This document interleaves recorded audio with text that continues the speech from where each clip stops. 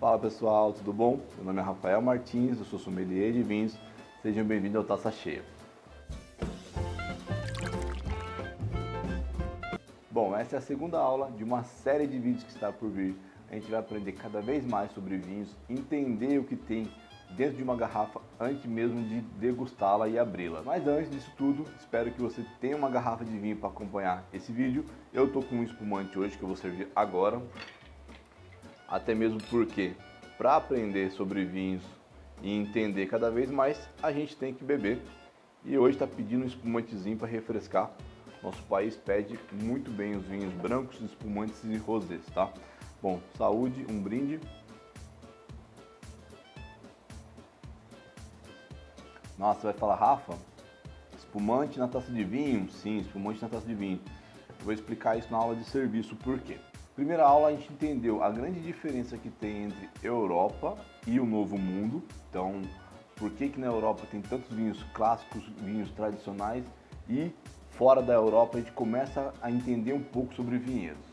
Essa foi a primeira aula, e também se você não assistiu, volta, assiste a primeira aula, que na primeira aula a gente já aprendeu a como analisar um vinho. Então, por que eu pego esse vinho, faço a parte olfativa, gustativa, faço a análise completa do vinho. Também tá tudo isso na primeira aula, tá? Então volta a assistir a primeira aula se você ainda não assistiu. Bom, hoje a gente vai entender como que aquela uvinha pequenininha transforma nessa bebida deliciosa que nós tanto amamos, né? Por que a uva consegue se transformar nessa bebida, como que ela transforma, se o ambiente que ela é plantada interfere ou não. Por que eu sempre falo sobre isso, né? O que é o vinho? As pessoas dão risada, mas a gente precisa saber. Hoje em dia a gente escuta falar um pouquinho sobre o vinho de jabuticaba, vinho de morango, vinho de maçã, enfim, vinho, gente, é só de uva, não existe vinhos de outra fruta, tá? Então, o vinho nada mais é que eu colher a uva no seu ponto de maturação melhor, esmagar essas uvas, esmagando eu tenho um produto chamado mosto e esse mosto vai fermentar. A partir disso eu tenho uva. Se eu coloco qualquer outra coisa ali dentro, de repente, vamos falar uma coisa absurda, canela, especiarias, folhas, ervas, isso não é vinho mais, isso é um subproduto do vinho. Vinho é só a uva fermentada, daí eu posso escolher ou ter gás carbônico ou não, e isso é vinho, tá? Rafa, então qualquer uva faz vinho? Se eu for no mercado comprar aquela uvinha, espremer ela, eu vou ter um vinho? Não, gente. Por que a gente tem variedades para se fazer vinho? As uvas que produzem vinho pra gente, que vem transformada depois no Cabernet Sauvignon, Merlot, Cabernet, entre outras, são uvas chamadas vitis viníferas. São grupos de uva que têm estrutura na casca e na polpa dela para se fazer vinho. Como assim, Rafa? Se eu pegar a uva de mercado, ela não faz um vinho bom. Ela vai dar um vinho muito aguado, porque dentro dela a gente encontra muita água, pouca acidez e pouco açúcar. Então a gente não vai ter um vinho estruturado, vai ter um vinho xoxo, sem graça. Então, para se fazer vinho, só se for feito de uvas. E se for de uvas vitis viníferas, tá? Então fica bem decoradinho isso. Não existe vinhos de outras frutas e uvas que não sejam vitis viníferas, ok? O bom é que hoje eu posso beber com vocês. A aula passada eu não podia beber nada porque eu estava doente, mas hoje tem um espumantezinho para acompanhar. Bom, então já sabemos disso. Vinho é de uva e de uvas vitis viníferas. Agora, o que tem no fruto em si para depois vir transformar num vinho? O fruto é extremamente importante para o estilo do vinho que eu vou querer ter no final do processo. Então, primeira parte, a pele da uva, a casca dela. O que eu encontro na pele que vai depois vir para o meu vinho? Primeiro, cor. A coloração do vinho está extremamente ligada com a casca. A nossa polpa não tem cor. São pouquíssimas variedades que tem a polpa com cor, tá? Então, se eu tenho uma uva com a casca mais grossa, com mais cor, eu tenho o meu vinho mais encorpado, com mais cor, aquele vinho quase negro, né? Quando a gente coloca o dedo atrás da taça para analisar, a gente quase não enxerga. Então a pele é extremamente importante para dar cor no vinho, estrutura e também os famosos taninos, tá? O tanino está na casca da uva, na pele da uva. Se eu tenho de repente um Cabernet Sauvignon, que a gente sabe que é um vinho tinto, e eu tirar a casca dele no começo do processo de fermentação, eu consigo fazer um vinho branco de Cabernet Sauvignon. Isso é bem interessante, muita gente não sabe dessa possibilidade. É claro que um produtor não quer fazer isso com Cabernet Sauvignon, mas é possível fazer um Cabernet Sauvignon branco, tá? Já as uvas brancas, além de a casca ser retirada no processo de vinificação, a casca das uvas brancas geralmente não tem tanta cor, por isso que a gente tem o vinho branco. Mas, processo de vinificação branco, tinto e rosé, a gente vê aí na quarta aula, tá bom? Bom, na casca a gente tem isso e dentro da uva a gente tem componentes importantes, principalmente os ácidos e também a quantidade de açúcar suficiente dentro do fruto, que depois vai converter em álcool para a gente ter uma bebida alcoólica. Juntando isso, os componentes da casca, o interior do fruto, que tem açúcar, tem a polpa, tem a acidez e tem a água, fermentando tudo isso junto, a gente tem o nosso famoso vinho. Se eu tenho um fruto que matura mais, que toma mais sol, que ele está num terroir, eu vou explicar o que é terroir, que ele se encontra num terroir mais quente, eu tenho uma casca mais grossa, um fruto com concentração de açúcar maior e um fruto que tem menos acidez. Isso é cara do Novo Mundo.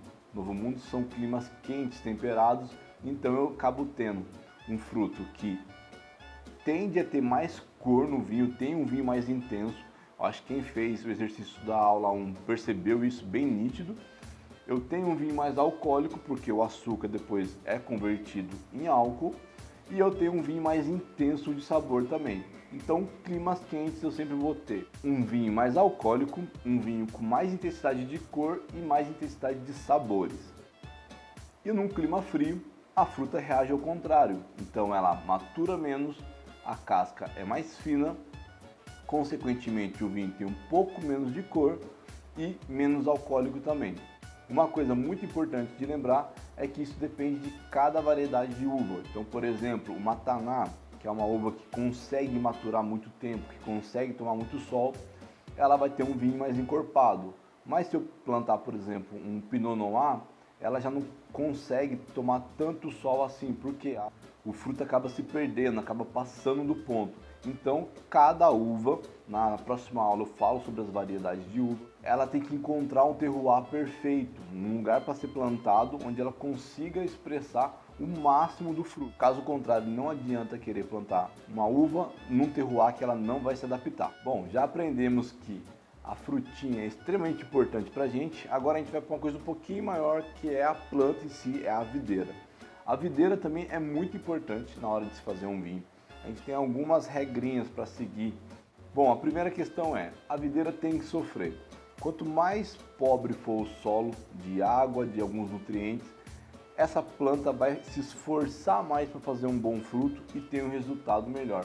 Dá uma pesquisadinha aí para você ver os vinhedos de Mendoza, algumas regiões da Borgonha.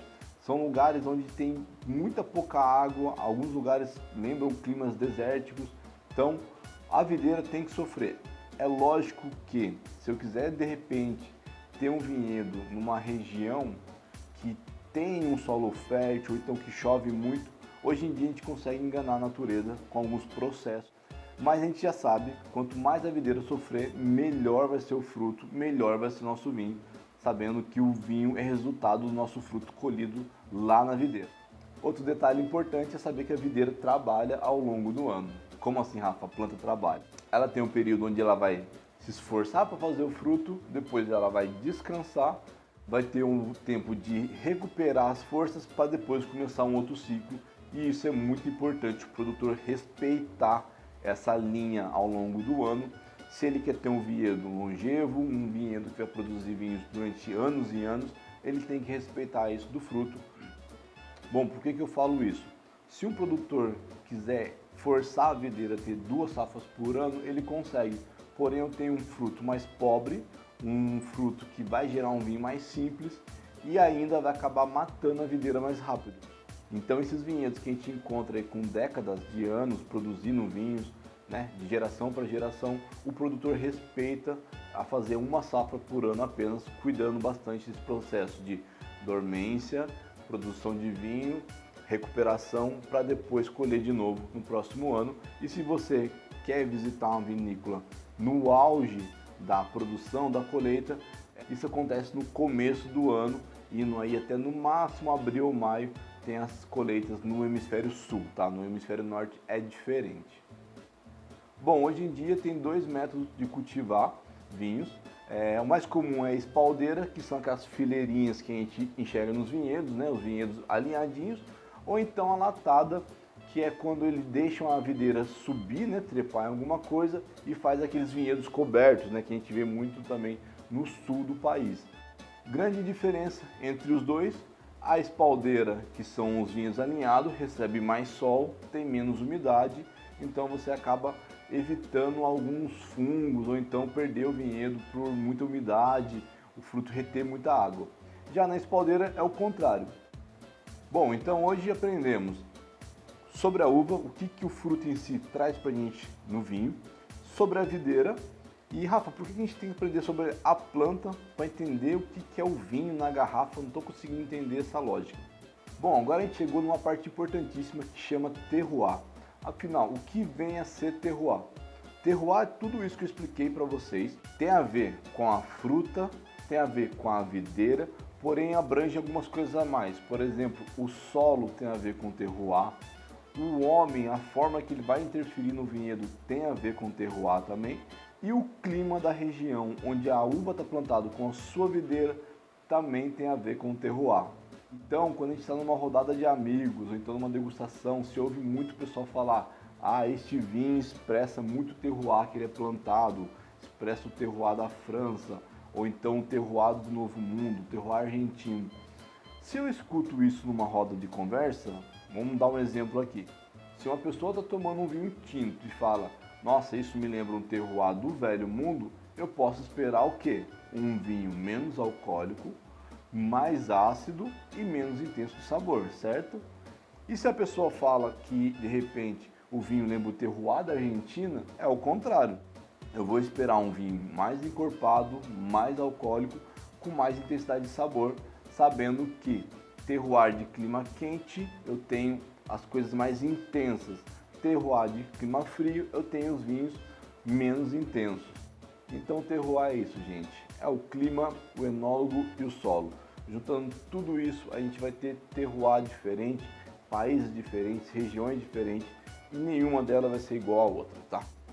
Só lembrando aqui, mais uma vez, que climas quentes eu tenho vinho mais intenso. Se eu tenho um terroir quente, eu tenho mais açúcar, consequentemente um vinho mais alcoólico, consequentemente uma casca mais grossa, consequentemente um vinho mais expressivo, com mais intensidade de sabor.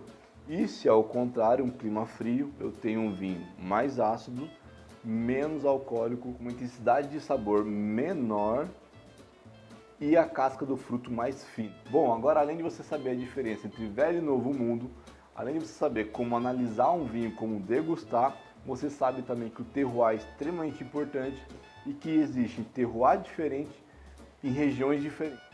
Bom, o exercício de hoje, o que você vai fazer? Você vai no mercado, vai comprar um cacho de uva, da uva comestível mesmo, que a gente encontra no mercado, de preferência da roxinha, e a gente vai fazer o seguinte exercício. Você vai tentar tirar só a pele da uva, vai deixar uma uva sem as peles, separadinha, a pele dela, vai deixar a uva descascada e vai fazer o seguinte: corta essa uva em 2 pedaços, pega só a casca, mastiga essa casca. Você vai perceber que vai dar uma secada na boca. Por quê? Por mais que ela seja uma uva de mercado, ela ainda tem um pouquinho do tanino, daquela sensação de amarrar a boca. Então pega um pouquinho legal dessa casca e mastiga, você vai ver que não vai ser agradável. Em seguida, essa metade da uva que você cortou, você vai mastigar. Você vai perceber que falta alguma coisa, é agradável. Você vai perceber a acidez dela, o dulçor dela, mas vai perceber que vai faltar alguma coisa. E no final, você pega a outra metade com a casquinha e mastiga tudo junto. Você vai encontrar o equilíbrio, né? Por que a gente fala que o vinho é equilibrado? Porque todos esses componentes que eu falei para vocês estão muito bem interligados. Então, a acidez, o corpo, o tanino, eles estão tudo muito bem encaixadinho. E é isso que vai acontecer quando você fizer esse exercício na sua casa, de separar a casca e comer ela separadamente. E outro exercício é, claro, tomar vinho, né, gente? Não dá para aprender sem degustar vinho, sem beber vinho. Então procure, por favor, 2 vinhos, um do Novo Mundo, outro do Velho Mundo. Eu vou pedir para você comprar um vinho do Novo Mundo amadeirado. Tenta pegar o mesmo tempo de permanência em barrica para os 2 vinhos, do Velho Mundo e do Novo Mundo. Do Novo Mundo, um vinho amadeirado, então pode ser um Malbec amadeirado, um Cabernet Sauvignon amadeirado, e também do Velho Mundo, um vinho amadeirado. Sugestão de vinho em conta amadeirado do Velho Mundo. Tente buscar um espanhol fora da região de Rioja, um criança espanhol fora da região de Rioja. Por que fora? Porque dentro de Rioja os crianças são bem mais caros, tá? Então, um vinho amadeirado do Novo Mundo e um vinho amadeirado do Velho Mundo pode ser um espanhol. Se você não achar, tente procurar outro. E façam a análise que a gente aprendeu na primeira aula. Se você não lembra, volta lá, assiste aí como degustar um vinho que você vai aprender. Bom pessoal, por hoje é isso, espero que vocês tenham gostado da aula. Deixe seu comentário se gostou e não gostou. Cheers galerinha e até a próxima.